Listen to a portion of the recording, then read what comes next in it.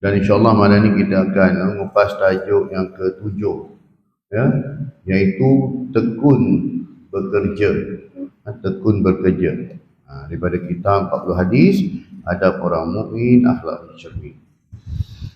Kita lihat pada matan yang di sini, haddatsana Mus'ab, haddatsana Bishr bin Sari an Mus'ab bin Thabit an Hisham bin Urwata an abihi an Aisyah أن النبي صلى الله عليه وسلم قال إن الله يحب إذا عمل أحدكم عملا أن يتقنه إن الله يحب إذا عمل أحدكم عملا أن يتقنه رواه أبو يعلى wal Baihaqi. Maksudnya telah menceritakan kepada kami, Mus'ab telah menceritakan kepada kami Bishr bin As-Sari daripada Mus'ab bin Thabit daripada Hisham bin Urwah daripada bapanya daripada Aisyah radhiyallahu anha, sesungguhnya Nabi sallallahu alaihi wasallam bersabda, sesungguhnya Allah SWT menyukai sekiranya salah seorang daripada kamu apabila dia melakukan sesuatu tugasan ataupun pekerjaan, maka dia lakukan dengan itqan. Apa itu itqan? Ya, tekun. Ya, tekun, bersungguh-sungguh, fokus, serius, ya, dalam melakukan sesuatu tugasan. Hadis riwayat Abu Ya'la, hadis yang ke-692, dan juga Baihaqi, hadis yang ke-4932. Hadis ini berstatus hadis hasan li ghairihi. Pengenalannya, Islam amat menggalakkan manusia bekerja dan mencari rezeki bagi meneruskan kelangsungan hidup. Setiap individu yang mempunyai kemampuan dan keupayaan dari segi fizikal dan mental adalah dituntut agar bekerja. Ya? Sebab tu kalau orang yang minta sedekah pun, kalau sifatnya cukup, akalnya waras, maka kita suruh dia bekerja lah. Ya? Kecuali dia ada surat OKU, dia dekat OKU lain. Tapi kalau dia siap, berilah. Buatlah kerja-kerja apa pun. Ya? Untuk mendapatkan rezeki, berbanding dia duduk menadah tempurung jadinya lebih baik dia bekerja. Kecuali kalau dia memang betul-betul dalam keadaan kekurangan kecacatan fizikal dan sebagainya lah, itu lain. Islam amat memuji pekerja yang mahir lagi profesional, sebaliknya menegah manusia daripada sifat malas dan meminta-minta. Sebab ada orang memang sifatnya demikian, dia suka menerima bantuan, ya, dia suka je datang, dan memang dia sengaja bagi rumah dia nampak tak bersih ke, kotor lah, supaya apa, nanti boleh datang lagi, dia dapat lagi, ya.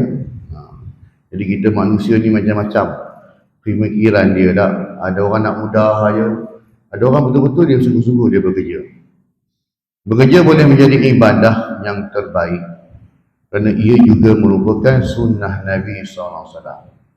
Kalau dia tahu bahawasanya ibadah itu bukan hanya solat, bukan hanya puasa, baca Quran, ibadah juga ialah pekerjaan. Kita keluar mencari rezeki untuk keluarga kita, tuan-tuan. Nah, kalau ditakdirkan meninggal dunia dalam perjalanan, dalam pekerjaan kita buat itu, termasuk kita dalam mati syahid. Ya, syahid dunia lah, ya. Ada lebih kurang 6 ke 7 untuk syahid dunia dah. Adapun syahid akhirat ini seperti pejuang-pejuang Palestin lah, menentang Israel tu, ya. Mereka mempertahankan bumi dan itu agama kan. Itu mati syahid akhirat. Yang mati syahid akhirat ni tak payah mandi, tak payah solat, ya, tak payah solatkan jenazah ke atas dia, tanam terus dia. Sebab apa? Kenapa disebut syahid? Sebabnya syahid itu ialah penyaksian. Ya, asyhadu, aku bersaksi. Jadi syahidnya itu ialah pakaian dia, darah dia yang dia mati ketika berjuang menjadi saksi di hadapan Allah bahawasanya dia mati itu untuk agama Allah. Betul, tak payah mandi, tak payah sembahyang, jalan terus. Ya. Jadi orang yang mati syahid akhirat ini makanya dia direct suruh masuk syurga. Tak payah tunggu orang lain lagi dah. Ya, kecuali kalau dia mempunyai hutang piutang. Dia ada hutang maka sembuh sekejap je. Kawan-kawan ni semua dah pecut masuk dalam syurga dah. Dia kena tahan kejap lah sebab ada hutang tertunggak. Ya, jadinya settlekan ni dulu. Lepas tu masuk lah. Adapun yang syahid dunia ni, dia ampunkan dosa-dosanya. Ya, diberi keampunan dosa-dosanya. Tapi proses pengurusan jenazah tetap samalah, kena mandikan, kena solatkan. Dia macam biasalah. Cuma beza syahid akhirat tak payah mandi, tak payah solat lah. Itqan, yang ini tekun dalam beramal atau bekerja, bermaksud melakukan sesuatu amanah dan tanggungjawab dengan gigih dan bersungguh-sungguh. Ya, tidak seperti melepaskan batuk di tangga, asal buat cukup. Ya. Menyempurnakan atau melaksanakan satu tuntutan daripada seseorang sebagaimana yang dikehendaki oleh orang tersebut tanpa sebarang kekurangan sedikit pun dengan sesempurna mungkin. Ya, pelaksanaan ini disertai dengan usaha yang kuat agar tidak terlewat daripada waktu yang telah ditetapkan. Sebut tentang kerja yang depan, dia ada lebih kurang 3 bahagian pekerjaan. Pertamanya, pekerjaan sendirilah. Kadang-kadang kita tulis dalam orang, kerja apa? Kerja sendiri. Kerja sendiri ni dia ada 2. Pertama, dia kerja untuk manfaat diri dia sendiri je pun. Maksudnya tidak melibatkan orang lain. Seperti dia berkebun ke, ya? Contoh macam tu mudah. Maksudnya dia tanam, dia makan sendiri. Ya? Dia jadi bos. Yang keduanya, pekerjaan yang melibatkan orang. Dia kerja sendiri tapi melibatkan orang lain, iaitu contoh seperti berniaga. Dia jadi bos, dia berniaga lah. Jadi ini dia, tapi yang kedua ni dia ada urusan dengan orang lain. Jadi kedua-dua pekerjaan ni, walaupun nama kerja sendiri, dia bos. Suka aku lah. Aku nak buka ke, aku nak tutup ke. Kalau aku rajin, aku dapat lebih. Tak rajin, punya ini je dapat. Tak. Adapun dia kerja kebun tadi, atas dia lah. Abang tani tak pergi kebun bang. Sakit urat dah hari ni. Tak lagat esok dah pula. Ada apa lah, tak ada masalah. Sebab pekerjaan itu dia sendiri. Tak, dia sendiri je buat. Dia nak lebih, dia buat lah, pergi kebun. Ada yang kedua pula, kerja sendiri tapi melibatkan orang. Ini perlukan disiplin. Kalau dia berniaga, tak kisahlah berniaga kuih ke, berniaga apa saja pun, tetap kena ada disiplin. Ya, ada setengah orang dia buka ikut suka dia ya. Kalau dia berniaga kedai makan ke kedai ikut suka dia.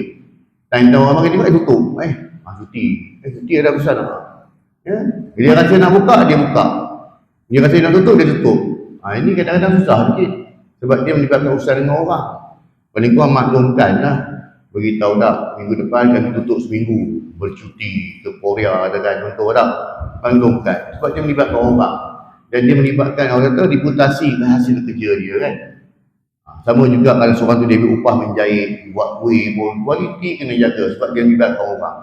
Kalau hasilnya bagus, insya-Allah rezekinya bertambah. Walaupun nama kerjanya kerja sendiri. Ni ya. Yang ketiganya kerja makan gaji. Makan gaji ni memang kita tertakluk dengan peraturan. Tertakluk dengan undang-undang kan. Masuk pukul berapa, balik pukul berapa, cara pakaian macam ni kita tertakluk. Kan? Jadi ketiga-tiga ni tetap bekerja. Cuma bezanya dua pekerjaan tadi tu kalau rajin, pandai komunikasi dengan orang, insya-Allah dah rezeki tu bertambah. Kan? Ada pun kerja makan gaji, kadang-kadang dia tengok pada time base, tengok pada pengalaman, tak? Tapi tetap bekerja juga. Ketiga-tiga jenis pekerjaan ini memerlukan kepada ketekunan, disiplin. Kalau tak disiplin, memang melingkup lah. Terutama kalau kerja sendiri. Ya, sama juga. Kalau makan gaji pun, prestasi pekerjaan dah naik, tak naik pangkat lah, kau duduk lah kat situ. Ya, maksudnya dia memerlukan kepada komitmen yang tinggi, dan juga disiplin dalam bekerja. Walaupun kita bekerja sebagai pekebun dia pun. Kan, belakang rumah ada kebun tak? Tetap ada disiplin. Ya. Dalam beberapa keadaan, itqan ataupun tekun dikaitkan dengan amalan atau tindakan yang berkualiti seseorang pekerja dan merupakan tuntutan utama di dalam pekerjaan. Sifat tekun tadi ni. Umat Islam amat digalakkan untuk bersungguh-sungguh dalam setiap pekerjaan yang dilakukan. Ini kerana bekerja merupakan salah satu wasilah, perantara, jambatan ataupun cara untuk mendapatkan rezeki. Ya, sebab itulah disebutkan rezeki itu tak datang bergolek, kena usaha. Ya, ada orang kata tak payah, ulat dalam batu pun boleh hidup. Betul lah tu. Ulat dalam batu dia makan apa? Kita ni nak makan apa pula? Sama macam ulat ke? Tak. Mana sama manusia kan? Dia ada nafsu, dia juga ada akal, dia berhajatkan kepada makanan-makanan tertentu. Teringin juga nak makan KFC, nak McD ke apa tak? Teringin lah juga tak? Pizza ke apa teringin lah juga. Kan? Maksudnya keinginan tu ada, jadi kena usahalah. Dalil Al-Quran dan Al-Hadis dalam surah At-Taubah ayat 105. A'udzubillahi minasyaitonirrajim. Wa qul i'malu fasayarallahu 'amalakum wa rasuluhu wal mu'minun wa saturadduna ila 'alimil ghaibi wasyahadah fayunabbi'ukum bima kuntum ta'malun. Maksudnya, dan katakanlah, bekerjalah kamu, i'malu, bekerjalah kamu, maka Allah dan Rasulnya serta orang-orang mukmin akan melihat pekerjaanmu itu. Manusia akan menilai kualiti hasil kerja kita. Allah Ta'ala akan memberi ganjaran kepada atas usaha kita. Atas usaha kita dapat ganjaran pahala. Manusia pula menilai kualiti kerja kita. Kalau bagus, lain kali dia repeat lagi lah. Dan kamu akan dikembalikan kepada Allah yang mengetahui akan yang gaib dan yang nyata. Lalu diberikannya kepada kamu apa yang telah kamu kerjakan. Kalau pekerjaan itu dibuat dengan ikhlas sebaik mungkin, maka besar ganjaran dia. Dalam surah Al-Insyirah pula, ayat yang ke-7, فَإِذَا فَرَغْتَ فَانْصَبْ. Maksudnya, maka apabila kamu telah selesai daripada sesuatu urusan, kerjalah dengan sungguh-sungguh urusan yang lain. Maksudnya setiap pekerjaan itu kita buat sungguh-sungguh. Dapat benda ni kita buat betul-betul, yang ini pun kita buat betul-betul, semua pekerjaan. Sebab pertama, kerja itu antaranya sumber rezeki kita. Maka kita buat sungguh-sungguh lah, kan? Yang keduanya, kalau pekerjaan itu melibatkan kualiti, melibatkan risiko kepada orang tak, maka buat sungguh-sungguh. Contoh, kalau kita bina tukang rumah, dia buat rumah tak, pakai nak tegakkan dinding, nak tegakkan bumbung tiang, ya, dia pakai besi Y yang nipis, yang kecil, memang tak dapat lah. Buat murah sikit, konon patutnya ada kualiti besi yang ketebalannya macam mana yang sesuai untuk bina rumah. Kalau rumah 2 tingkat, bagaimana guna pula? Tapi sebab nak untung lebih, dia silok sikit, dia gunakan yang nipis sikit, bahaya tuan. Ini melibatkan risiko kepada tuan rumah tu nanti tak? Jadi buatlah sungguh-sungguh. Dalam sebuah hadis yang diriwayatkan oleh Abu Hurairah radhiyallahu anhu, dia berkata, saya mendengar Rasulullah SAW, berangkatnya salah seorang di antara kamu pada awal pagi, kemudian pulang dengan memikul kayu api di punggungnya. Lalu kamu bersedekah dengannya tanpa meminta-minta kepada orang ramai. Maksud dia bekerja, dia dapat gaji, dengan duit gaji yang dia dapat tadi tu, ya, yang saya sebut, dia pikul kayu api, dia jual kayu api, dia dapat duit daripada kayu api tadi tu, hasil dia bekerja. Itu lebih baik daripada meminta-minta kepada orang ramai. Daripada kita duduk tepi jalan, letak tadah tempurung, buat kesian. Tak, sedangkan kita berupaya untuk bekerja, ya, saya cakap. Yang OKU tu lain cerita. Nah, yang boleh bekerja ni, dia leduk, dia minta sedekah juga. Ataupun dia scam, buat-buat jadi orang cacat. Nah, buat-buat pulung tangan, buat-buat pulung kaki, yang boleh buat, ramai orang boleh buat macam tu. Ya. Itu lebih baik daripada meminta-minta kepada orang ramai. Baik dia diberi atau tidak. Sesungguhnya al-yadul ulya, sesungguhnya tangan yang memberi itu lebih mulia, ya, daripada tangan yang menerima. Al-yadul ulya khairum min yadis sufla. Tangan yang di atas lebih baik daripada tangan yang di bawah. Atas dia memberi, bawah dia menerima. So sebut tak? Yang bagi atas lagi baik daripada yang menerima. Dan dahulukanlah memberi kepada orang yang menjadi tanggunganmu. Maksudnya ahli keluarga kita itu lebih utama lagi. Ya, penuhi keperluan rumah dulu, keperluan keluarga kita dulu. Hadis riwayat Muslim yang ke-1727. Dalam hadis yang diriwayatkan Al-Miqdam radhiyallahu anhu daripada Rasulullah sallallahu alaihi wasallam bersabda, tidaklah ada makanan seseorang itu yang lebih baik daripada apa yang dimakannya dari hasil usaha tangannya sendiri. Dan sesungguhnya Nabi Allah Daud alaihissalam memakan makanan daripada hasil usahanya sendiri.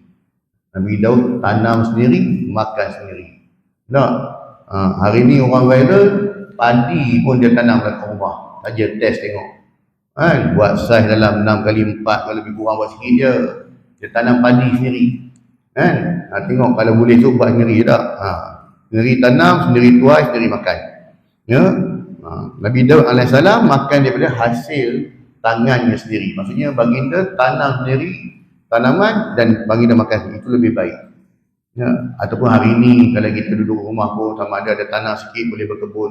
Kalau duduk rumah flat, rumah pangsa, boleh buat hidroponik. Kan? Atau kreatif lah. Bukan suruh tanam pokok besar-besar pun. Pokok cili dah. Ada daun kari sikit ke, sayur-sayur sikit kan. Boleh lah yang tu. Potola ke tak? Yang sikit-sikit yang boleh kita buat lah. Hadis riwayat Bukhari hari yang ke-1930. Keterangannya, tekun bekerja merupakan satu sikap positif yang sangat-sangat dituntut oleh agama Islam. Kerana kerja merupakan sumber rezeki untuk menanggung keperluan hidup diri sendiri. Kalau Nabi SAW pun ketika usia 8 tahun ambil upah mengembala kambing. 25 tahun dah boleh bawa barang dagangan untuk berdagang ke Syam. Ya. Jadinya Rasulullah pun bekerja lah untuk mendapatkan pendapatan. Cumanya bila Rasulullah diangkat menjadi Nabi, maka tak ada kerja lagi. Full time jadi Nabi. Ya, full time. Rezeki itu Allah Ta'ala bagi. Ya, Allah Ta'ala bagi. Kaum keluarga dan maksudnya menanggung keperluan hidup untuk diri sendiri, kaum keluarga dan membantu orang lain. Dengan pendapatan yang kita dapat tadi tak? Tekun dalam pekerjaan adalah satu sikap yang terpuji dan lumrah bagi pekerja cemerlang. Bahkan Islam memandang tinggi sifat tekun ataupun itqan dalam beramal maupun dalam bekerja. Itqan dalam pekerjaan umumnya adalah melaksanakan tuntutan dikehendaki dengan sesempurna atau sebaik mungkin serta berusaha gigih supaya tidak terlewat daripada waktu yang ditetapkan. Ketekunan bukan bermaksud ia boleh dieksploitasi sehingga mendatangkan kezaliman kepada pekerja maupun majikan.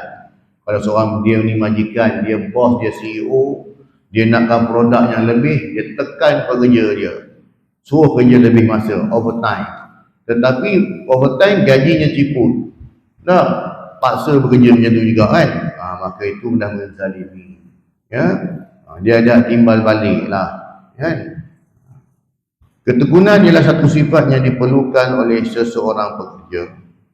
Tekun dan cekap merupakan asas bagi menghasilkan prestasi mutu kerja yang tinggi dan berkualiti.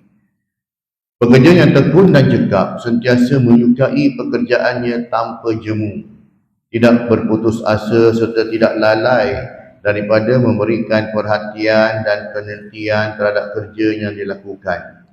Sebab tu ada orang disebut dia apa, enjoy with your works, with your job. Maksudnya kita enjoy dengan pekerjaan kita. Bukan maksud enjoy tu suka-suka macam kan. Kita seronok dengan pekerjaan kita. Pada tiap-tiap hari masuk office yang sama, pintu yang sama, tengok muka-muka sama-sama, sama je lah. Tetapi bila kita ada perasaan kita rasa seronok, maka kita akan buat satu penambahbaikan. Walaupun tempat yang sama. Kadang-kadang orang tu dia bekerja dah 10 tahun tempat yang sama, 15 tahun, 20 tahun tempat yang sama. Kenapa lu sini lama dengan ni? Seronok. Kan? Pekerjaan bagus, kawan-kawan bagus semua dah. Tapi sebenarnya kalau berhijrah pun satu benda yang baik. Dia dapat meneroka benda baru. Dulu kadang-kadang setengah jabatan cukup 4-5 tahun, dia pindahkan orang ni ke jabatan ni pula. Ambil pengalaman kan, untuk menambah dia punya pengalaman, dia kemahiran. Ya. Mutu kecekapan seorang pekerja akan terus meningkat jika dia sanggup belajar atau menambah ilmu pengetahuan. Segala pekerjaan yang diterimanya akan dirancang dengan teliti supaya hasilnya bermutu tinggi dan berkualiti. Dan sentiasa dia nak belajar. Bukan sekadar belajar di sudut sijilnya. Ada orang belajar di sudut sijil. Mula-mula dia kerja dengan dia punya grade pakai SPM. Daripada SPM itu dia belajar lagi. Buat kelas luar pula, belajar dapatlah. Ambil lah diploma. Daripada diploma naik grade lagi ke ijazah. Kan? Dan akhirnya berjaya ada master ni tau. Bermula di bawah. Kan? Maksudnya dia usaha. Ada orang dia tak pakai macam ni, tapi dia belajar di sudut peningkatan khusus. Kan? Dia pergi ke mana-mana khusus yang dihantar oleh majikan dia tingkatkan kemahiran kat situ. Yang penting dia nak belajar. Sebab hari ni tuan-tuan, zaman kita tak pakai mesin type. Tong-tong tau. Tak pakai dah. Dah jadi museum pun mesin type. Semua komputer kan. Dalam komputer sekarang pun dia smartphone dia sekarang semua online. Kalau kita tak terikut benda macam ni, ketinggalan lah kita tak. Tak ketinggalan. Semua dah orang tu kita terpaksa kita nak kena belajar juga. Kita kena belajar. Kalau tidak kan kita akan ketinggalan zaman lah. Sebagai seorang Muslim, kita mestilah berusaha dan bekerja mencari rezeki yang halal. Kita mestilah melaksanakan tugas dan pekerjaan dengan sebaik-baiknya. Allah SWT telah menegaskan bahawa setiap pekerja itu berupaya dan mampu untuk menunaikan tanggungjawabnya. Sama ada seorang pekerja itu dapat menunaikan tugasnya dengan baik atau tidak, hanyalah bergantung pada sikap pekerja itu sendiri. Sebab tu hari ini yang kita nak kena betulkan, ya, bukan saja persekitaran pekerjaan, tapi sikap pekerja itu sendiri. Ada pekerja yang mana sikapnya memang dia tak nak move on. Dia selesa dengan apa yang ada dah. Bila terima satu pembaharuan, rumuk dia dah. Kan? Tak boleh terima benda ni dah. Susah sangat dah ni. Kena belajar tu ada. Proses pembelajaran tu berterusan. Ya, hinggalah kita bersara. Dan dalam proses untuk ilmu agama, sampai kita mati kita untuk ilmu agama dah. Kalau ilmu dunia ni setakat kita bersara je lah. Tapi ilmu agama sampai mati lah. Ya? Minal mahdi ilal lahdi. Daripada kita di atas buayan sampai masuk yang lahat, tetap kena belajar juga ilmu agama. Untuk menjadikan kerja itu sebagai ibadah pula, beberapa syarat tertentu yang perlu dipatuhi selari dengan contoh-contoh ibadah lain yang menjadi kewajipan untuk melaksanakan seperti solat, puasa, haji dan sebagainya. Ruh ibadah itu perlu diterapkan dalam setiap pekerjaan yang dilakukan. Antaranya ialah cara kita nak jadikan kerja kita itu sebagai ibadah. Pertama, niat kerana Allah Ta'ala. Ya, di samping kita nak rezeki untuk keluarga ataupun diri sendiri, letak dulu lillahi ta'ala. Kalau niat kerana Allah Ta'ala, insya-Allah lah tak adalah unsur-unsur rasuah, tak adalah unsur-unsur nak tuang kerja, unsur-unsur nak ambil harta syarikat. Ya, kerja akan menjadi ibadah bila mana niat itu betul.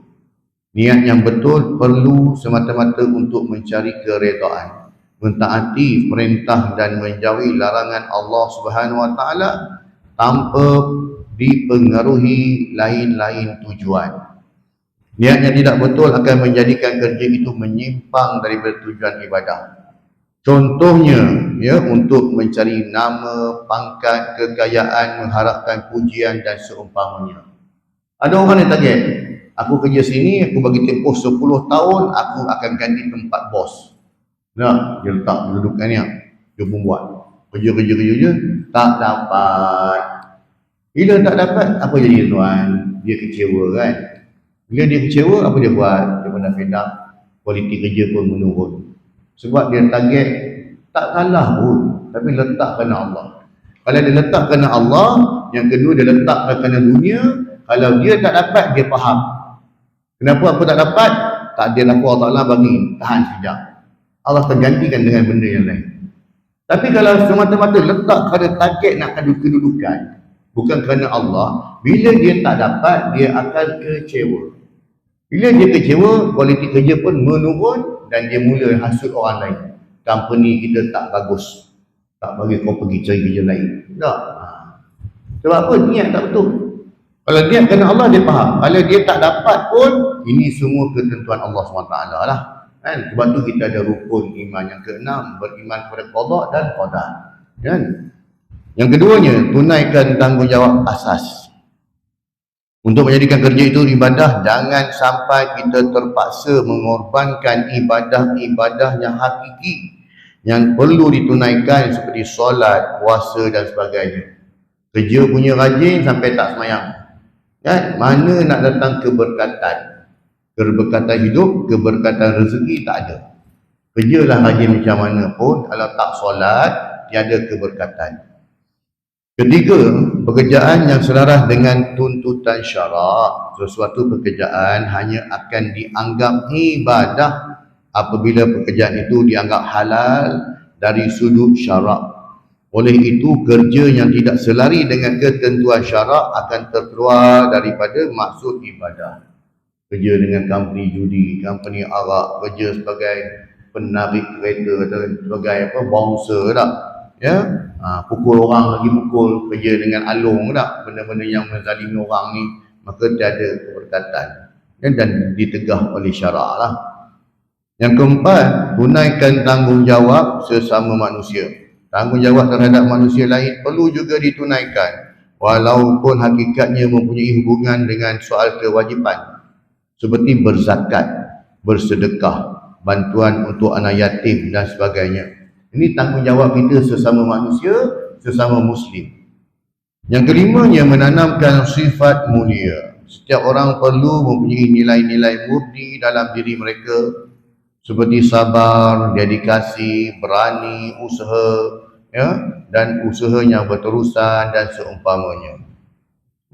Pengajaran hadis ini, yang pertamanya, tekun dalam melaksanakan sesuatu pekerjaan adalah wasilah perantaraan untuk mendapat pahala dan ganjaran daripada Allah SWT. Allah SWT kasih kepada orang-orang yang tekun dalam bekerja sebagaimana hadir di atas. Yang keduanya, barang siapa yang tekun dalam pekerjaannya akan memudahkan urusan orang lain dan mengelakkan daripada keletihan. Sifat tekun akan membezakan antara orang yang betul-betul berusaha dan juga orang yang sambil lewa ketika bekerja. Contoh, kalau kita berurusan dengan orang lah, orang tempah sesuatu daripada kita dah, kan? Ataupun kita ni, apa saja pekerjaan kita buat yang berurusan dengan orang lain. Kalau kita betul-betul buat dengan kualiti dan mengikut spek yang dia kendaki, maka tak payah dia nak ulang 2-3 kali mari tempat kita lah. Ini betul kat butang tengok tak kena pula, patah balik, betul balik, dah buang masa duit minyak mereka. Dah balik tengok tak kena lagi kan. Jadi ada je benda yang tak betul. Maka kalau kita buat betul-betul, kualiti dijaga, insya-Allah akan majulah kita punya pekerjaan itu. Ketiganya, tekun juga akan menambahkan keberkatan dalam setiap perkara yang kita lakukan. Bila setiap pekerjaan yang kita buat ada keberkatan, makanya apa itu berkat? Berkat itu cukup. Berkat itu bahagia. Berkat itu selesa, kan? Berkat itu dimudahkan urusan, walaupun gajinya tak besar, kan? Tapi kalau pekerjaan itu berkat, Allah Ta'ala akan penuhi kecukupan hidup kita.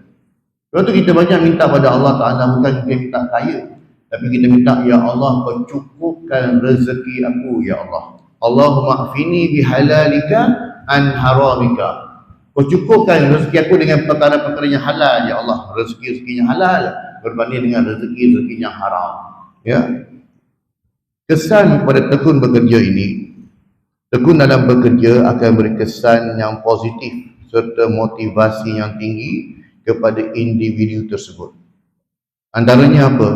Dia melaksanakan sesuatu pekerjaan sebagai wasilah penghubung untuk mendapatkan pahala dan ganjaran daripada Allah Ta'ala. Bukan hanya bila sebut ibadah, pahala hanya melibatkan solat, puasa, zakat. Sebab tu kadang-kadang orang dia tak segan, dia buat benda haram. Dia ambil rasuah ke, pakai duit tepi, dia kurangkan kualiti barang. Sebab dia ingat pekerjaan ini tak ada kena-mengena dengan ibadah. Ibarat pekerjaan ini melibatkan dia sama manusia dah. Esok minta maaf lah, bukan macam tu. Ya, pekerjaan itu juga melibatkan dosa dan pahala. Bukan dia melibatkan tak ada apa-apa yang ada kesan. Yang keduanya, dia mengetahui bahawa Allah SWT kasih kepada orang-orang yang tekun dalam bekerja. Ketiga, sifat tekun dalam pekerjaan akan memberikan kebaikan kepada diri sendiri, keluarga dan masyarakat. Jadi, padahal yang kita pekerjaan kita buat kita seorang, tapi kesannya pada diri kita, keluarga kita dan juga masyarakat. Maksudnya bukan maksudnya kita kerja ni tak ada apa-apa kesan, ada. Terutama pekerjaan yang melibatkan kita berinteraksi dengan orang lain. Kesimpulannya, yang pertama, Islam menggalakkan umatnya untuk bekerja dengan penuh tekun dan profesional. Kita dituntut untuk itqan atau tekun dalam setiap perkara yang kita lakukan.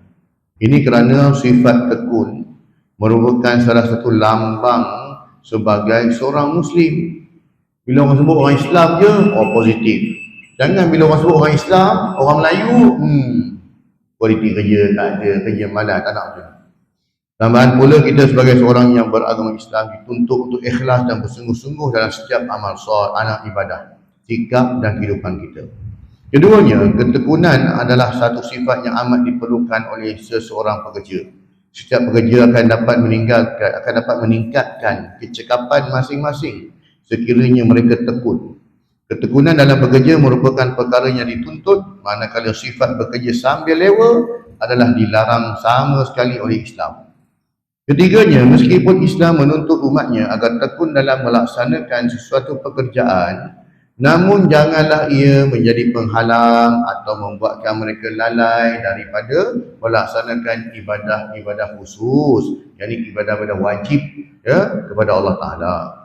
Yang keempat, kerja bersungguh-sungguh menggambarkan kesempurnaan iman dan takwa, ketulusan hati, kelurahan budi dan kemuliaan akhlak. Semua sifat ini akan dikira oleh Allah SWT dalam menentukan amalan hamba-hambanya, sama ada ia diterima atau sebaliknya. Kan? Itulah sebuah sikit tuan-tuan tentang keputusan tanduk yang ketujuh.